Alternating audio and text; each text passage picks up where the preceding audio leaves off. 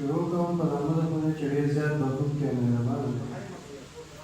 زه دلته راغلو درنو شاعرانو ته د زړه د کومې نه خلوص مینه او سلامونه پېښ کوم. زه بیا د ډاکټر خان صاحب ته او ډاکټر خان ټول ټیم ته ډېره مننه کوم. زه د خپل ځان لپاره د عزت او باعث فخر ګڼم چې موږ د دعوت راکړو. دومره ښکلی محفل یې جوړ کړی دی او ډاکټر صاحب ته او د هغې ټیم ته دا شعر ډالۍ کوم چې ته ازمری ستا بس دغه یو انداز کافي دی. ته ازمری ستا بس دغه یو انداز کافي دی او کارغان کار څومره وي ډېر ورته یو باز کافي دی. او د پښتو لار به نیسو فکر د انجام به نه کړو د پښتو لار به نیسو فکر د انجام به نه کړو چې سرټیټي وي پکې داسې اختتام به نه کړو. لار ازغنه ده جذبه غواړي ایمان غواړي ای نیک محمده پښتو ژبې پتنګان غواړي. مننه. او صدف صاحب په اجازت باندې به زه هم دا غزل باندې پېښ کړم. د بقا لپاره جنګ دی کانا لپاره جنګ دی دا چې موږ پکې قتلېږو دا د چا لپاره جنګ دی. د بقا لپاره جنګ دی کانا لپاره جنګ دی دا چې موږ پکې قتلېږو دا د چا لپاره جنګ دی. دا چې موږ پکې قتلېږو دا د چا لپاره جنګ دی. د نړۍ ستردارانو شر زموږ له کوره یوسئ. د نړۍ ستردارانو شر زموږ له کوره یوسئ. شر زموږ له کوره یوسئ.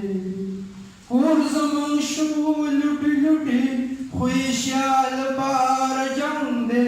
کور زموږ شو لوټې لوټې خو یې شیا لپاره جنګ دی. دا چې موږ پکې قتلېږو دا د چا لپاره جنګ دی. د بقا لپاره جنګ دی کانا لپاره جنګ دی دا چې موږ پکې قتلېږو دا د چا لپاره جنګ دی. څه عجبه زمانه شوه ورور د ورور د وینو تږی. څه عجبه زمانه شوه ورور د ورور د وینو تږی. ورور د ورور د وینو تږی. د هیره سنغری تود دی د دنیا لپاره جنګ دی. د هیره سنغری تود دی د دنیا لپاره جنګ دی.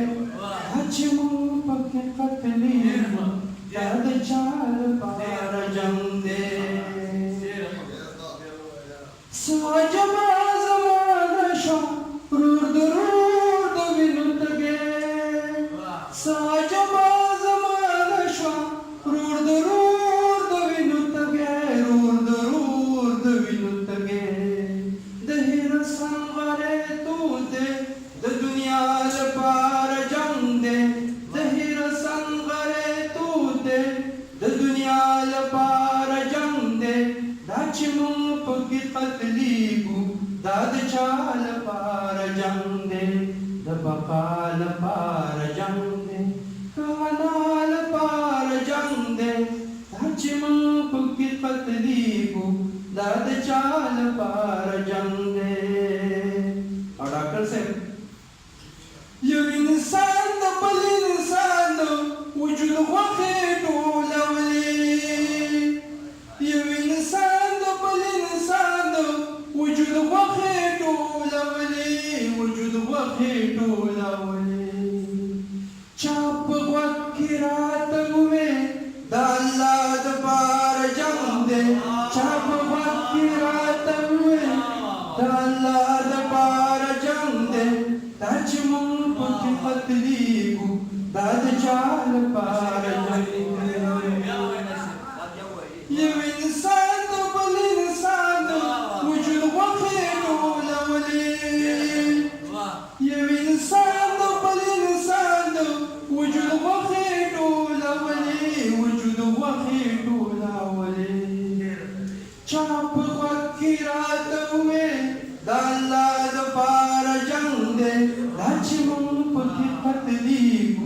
داد چال پار جنگ دے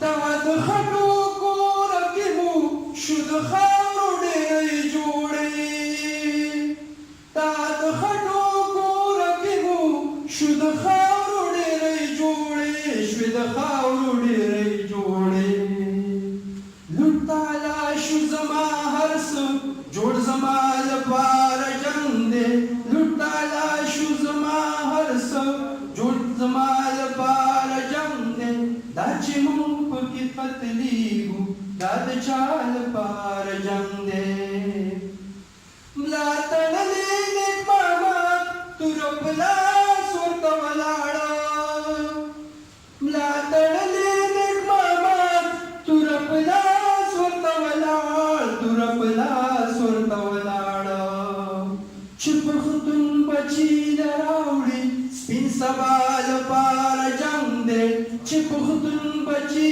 راوړي سپین سبا لپاره جنگ دی دا چې مونږ پکې قتلېږو دا د چا لپاره جنگ دی د بقا لپاره جنگ دی کانا لپاره جنگ دی دا چې مونږ پکې قتلېږو دا د چا لپاره جنگ